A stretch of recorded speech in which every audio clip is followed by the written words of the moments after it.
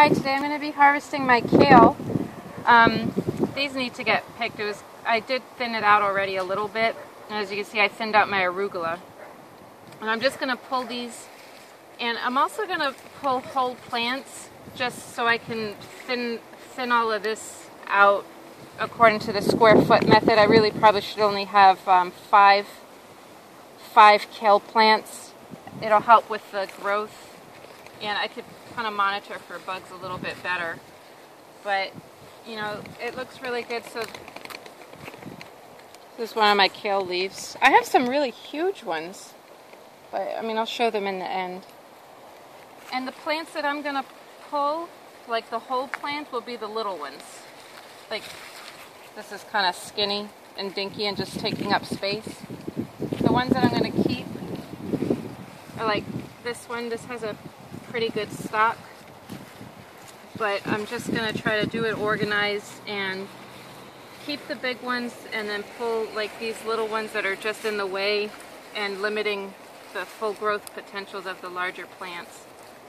These are just in the way, really. Okay, I'll finish doing this and I'll come back to you. Okay, I'm back. So I picked my radishes over here, and I have two different kinds. This one is the French breakfast. It's kind of red and then pink and then white on the bottom. And then this one I think is the standard. I think it's called a cherry bell. They're pretty big. They taste good too. And over here, this is all the kale plants that I pulled. I just did the whole plants. And we can see what the difference looks like now with the kale. Here's the radishes. These are the leftover radishes. Once these get a little more mature, these were too small, I'm going to pull those and, I don't know, plant something else again. And over here, this is what the kale looks like now. It's a big difference, but they're kind of uneven, but it's just supposed to be one plant. Well, recommended one plant per square foot.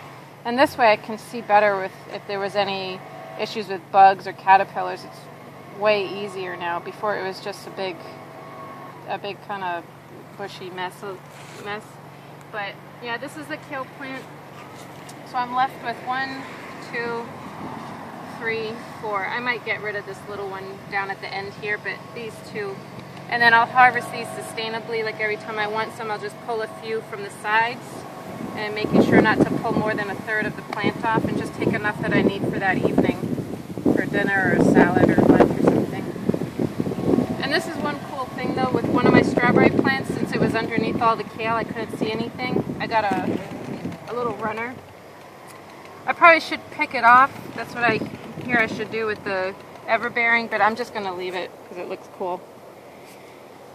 Alright, well I hope you enjoyed watching the radish and kale. And stay tuned for some recipes that I'll be posting with those ingredients. Thank you.